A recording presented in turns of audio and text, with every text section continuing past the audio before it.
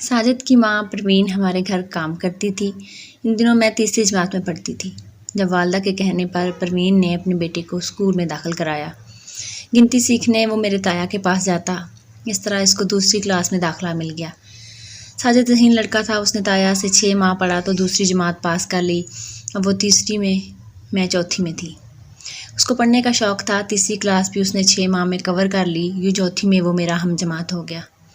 تبھی ہم اکٹھے اسکول جاتے، شام کو وہ کتابیں لے آتا، اس کی ماں ہمارے گھر کا کام کرتی رہتی اور ہم مل کر سبق یاد کرتے۔ بھائی نے میٹرک پاس کر لیا تو وہ مزید آگے بڑھنے کی خاطر شہر چلے گئے، مگر اب بھی میں اور ساجد ان کے کمرے میں بیٹھ کے پڑھتے تھے۔ ان دنوں میری عمر 9 سال کے قریب ہوگی، اتنی معصوم تھی کہ دنیا کی باتوں کا کوئی علم نہ رکھتی تھی۔ ان دنوں ہمارے گاؤں میں 2 ہی اسکول تھے، ایک پرائمری اور دوسرا سیکنڈری۔ دونوں میں لڑکے اور لڑکیاں ساتھ پڑھتے تھے۔ جب ہم نے 5ویں پاس کر لی تو سیکنڈری اسکول بھی ساتھ جانے لگے۔ وقت تیزی سے گزرتا گیا، 7ویں میں ہم سیانے ہو گئے تھے۔ اب جب ہم تنہا ہوتے، ساجد مجھ سے کچھ دوسری طرح کی باتیں کرتا۔ ان باتوں کی وجہ سے میں پریشان ہو جاتی۔ آپا کے بیٹے کی پیدائش پہ وہ ہمارے یہاں آ گئی تھیں۔ ننھے کے جنم کی خوشی میں رات جگا ہوا تو امی نے ساجد کو روک لیا۔ ہاتھ پٹانے کو امی نے بلایا تھا۔ یہ محفل رات دیر تک جاری رہی، پھر سبھی تھک گئے۔ امی نے اس کو کہا کہ تم یہی مہمانوں کے ساتھ والے خالی کمرے میں سو جاؤ۔ یہ بھیا کا کمرہ تھا جو خالی پڑا تھا۔ اس رات میں اور ساجد جاگتے رہے۔ ہم نے بھیا کے کمرے میں بیٹھ کے خوب ساری باتیں کی، کیونکہ میری نیند اچٹ گئی تھی اور اس کو بھی نیند نہیں آ رہی تھی۔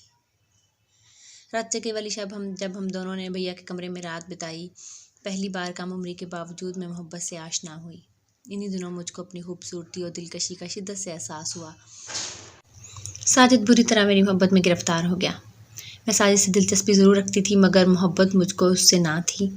جب ذرا غور کرتی وہ برابر کا نہ لگتا، تاہم اس کا ساتھ میرے لیے راحت کا باعث تھا، کیونکہ اس کے بغیر خود کو ادھورا خیال کرتی تھی۔ دراصل میں ساجد کو نہیں، اس کی باتوں کو پسند کرتی تھی۔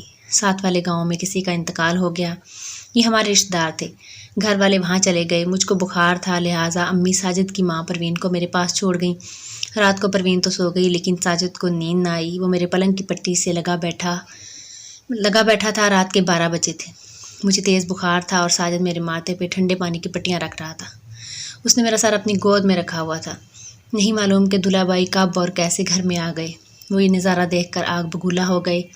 انہوں نے ساجد کو جوتے لگائے، پروین کو اٹھایا، اس کو بھی خوب برا بھلا کہا۔ ساجد تو اسی وقت سرونٹ کوارٹر چلا گیا۔ صبح نہ جانے کیا آپا کے شوہر نے پروین سے کہا کہ اس نے ساجد کو اس کے چچا کے گاؤں بھجوا دیا۔ حیرت کی بات یہ تھی کہ اس واقعے کا ذکر نہ تو پروین نے امی جان سے کیا اور نہ ہی دلہا بائی نے، مگر پروین کو یہ دھمکی ضرور دی کہ اگر میں نے تمہارے لڑکے کو ادھر دیکھ لیا تو اس کی گردن کٹوا دوں گا۔ اپنی غفلت کے سبب وہ بیچاری تو ایک گراں بوجھ تلے دبی سسکتی رہی، لیکن اس نے امی کے سامنے زبان نہ کھولی۔ میرا خیال تھا کہ دلہا بائی اس واقعے کا ذکر ضرور میرے والدین یا آپا سے کریں گے اور مجھے بھی مار پڑے گی۔ اسی خوف کو دل میں دبا کر میں ادموئی ہوئی جاتی تھی۔ کافی دن گزر گئے، میرے بہنوئی نے کسی سے اس بارے میں کچھ نہ کہا۔ تو میں نے سوچا میرے بہنوئی تو بہت عظیم انسان ہے کہ مجھ کو والدین کی نظروں سے نہیں گرانا چاہتے، یا پھر انہوں نے پروین پر احسان کیا ہے کیونکہ وہ ہمارے جدی پشتی مرازمین کے خاندان سے تھی، شاید کہ وہ اس کی بے تکری نہیں چاہتے تھے۔ میرا خیال غلط نکلا۔ انہیں نہ تو پروین سے ہمدردی تھی اور نہ مجھ سے، بلکہ انہوں نے مجھ کو میرے اس نہ کردہ جرم کی سزا خود دینے کی ٹھان لی تھی، ایسی سزا کہ اس کے بدلے اگر مجھے موت اپنے آغوش میں لے لیتی تو اچھا تھا۔ اب جب موقع ملتا اس راز کو آڑ بنا کر مجھ سے نزدیک آ جاتے، دھمکی دیتے سارے زمانے میں رسوا کر دوں گا، تمہاری زندگی برباد کر دوں گا۔ خوف سے مجھ پہ لرزہ طاری ہو جاتا۔ اتنی ہمت بھی نہ تھی کہ ان سے پوچھتی کہ آخر کیا خطا کی ہے۔ میں تو بخار میں بے سود پڑی تھی۔ ساجد کو میرے ماتھے پہ ٹھنڈے پانی کی پٹیاں ہی رکھتے دیکھا تھا آپ نے، ایسی ویسی کوئی بات تو ہم سے سرزد نہ ہوئی تھی کہ گناہ گار ٹھہرائیں، مگر ان کے آگے میری زبان کنگ ہو جاتی، ٹھنڈے پسینے آنے لگتے اور آنکھوں کی پتلیاں خوف سے پھیل جاتی۔ میں سہم جاتی، اندر ہی اندر گھٹتی رہتی، اور یہ ایسی بات تھی کہ کسی سے بھی نہ کہہ سکتی تھی۔ مجھ پہ ان کا ایسا رعب اور خوف تھا کہ جیسے وہ اسرائیل ہوں۔ وہ ایک لہیم شہیم کبھی قامت آدمی تھے کہ تنہائی میں ان سے میری روح فنا ہونے لگتی تھی۔ دل سے چاہتی تھی کہ اس عذاب سے جان چھوٹ جائے۔ سوچتی امی سے کہوں یا باجی کو بتاؤں، یہ سوچتے سوچتے صبح ہو جاتی، مگر کسی کو نہ بتا سکتی۔ اس وقت کم سنی کے سبب خوف زیادہ تھا اور عقل کم، حوصلہ ہوتا تھا اور نا اخلاقی جرأت تھی مجھ میں، اور پھر میں نے حالات سے سمجھوتا کر لیا اور ہتھیار ڈال دیے۔ تاکہ وہ مجھ کو خوفزدہ کرنا بند کر دیں۔ وہ جو کہتے مان لیتی، یعنی وہ جس قدر بھی ستاتے میں آنسو پہنچ کر سہ لیتی۔ مصیبت تو یہ تھی کہ وہ ہمارے ہم دیوار تھے، آپا کا گھر ہمارے برابر تھا، لہٰذا ان کا ہمارے گھر آنا جانا لگا ہی رہتا تھا۔ آپا اپنے ننھے منوں کی پیدائش پر ہر وقت زبردستی باں سے پکڑ کے اپنے گھر لے جاتی اور وہاں جب موقع ملتا تنہائی کہ میں ان کے شوہر میری باہیں پکڑ لیتے، تب دل سے یہی بد دعا نکلتی، یا اللہ میرے بہنوئی کو موت آ جائے یا میں ہی مر جاؤں تاکہ اس عذاب سے تو نجات ملے۔ جب بھی آپا اسپتال ہوتی اور اماں ان کے پاس، میں ہی ان کے بچوں کو سنبھالتی اور دلہا بھائی مجھے۔ ظلم و زیادتی کی حد ہوتی ہے، آخر تو اس کا صبر مل کر ہی رہتا ہے، مگر اس حد پر بھی قسمت نے انہی کا ساتھ دیا۔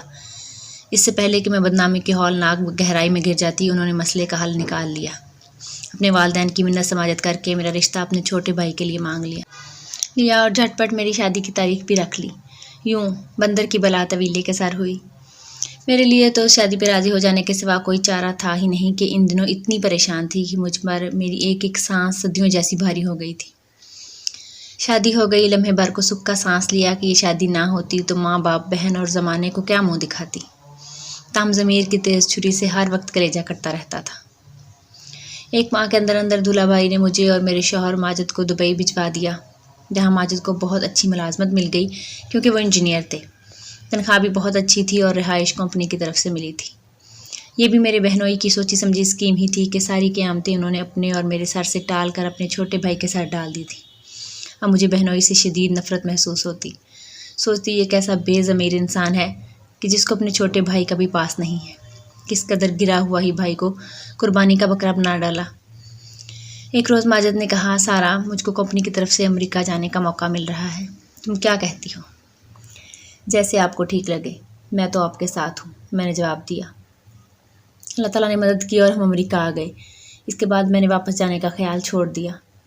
ماں باپ بہن بھائی سبھی یاد آتے، فون پہ بات کر لیتی، لیکن جب بھی ماجد کہتے کہ پاکستان چلو، میں انکار کر دیتی۔ وہ کہتے تمہارا دل کتنا سخت ہے، مجھے تو بڑے بھائی بہت یاد آتے ہیں، وہ میرے لیے باپ ہیں، خود ملائیے، میں نہ جاؤں گی۔ ان کو کیا بتاتی کہ جس انسان کو تم اپنے والد کی جگہ سمجھتے ہو وہ انسان کہلانے کے لائق ہی نہیں ہے۔ ماجد وطن نہ جانے کی وجہ پوچھتے، جی چاہتا کہ اپنے جیون ساتھی کو سب کچھ سچ سچ بتا کر ضمیر کا بوجھ اتار پھینکوں۔ گھر اجڑتا ہے تو اجڑ جائے، مگر میرے سچے ساتھی پر اپنے پیارے بھائی کا بھرم تو کھل جائے گا کہ جس کے آگے وہ سجدہ کرنے کو تیار رہتے ہیں۔ مگر پھر خود کو روک لیتی، اس وجہ سے کہ وہ پرسکون ہیں، مجھ سے خوش ہیں، بچوں سے پیار کرتے ہیں۔ میرا گھر میری نہ صحیح ان کی تو جنت ہے، کیونکہ اس جنت کو اپنے ہاتھوں سے تہس نہس کر ڈالوں۔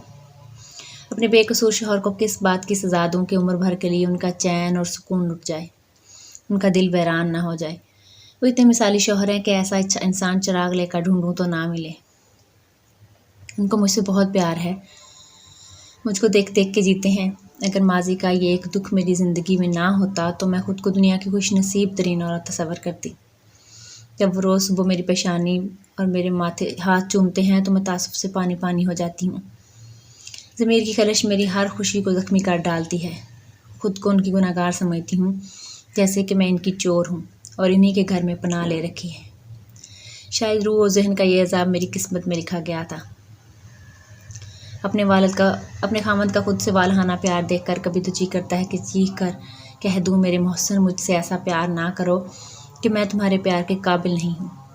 حالانکہ میرا کوئی قصور نہیں، مگر پھر بھی قصوروار ہوں۔ جب طاقتور دشمن وار کرے، کمزور کی زبان بند ہو جاتی ہے۔ کاش میں پہلے ہی اپنی ماں یا آپا کو ان کے شوہر کے کرتوت بتا دیتی تو شاید روح کے اس عذاب میں گرفتار نہ ہوتی۔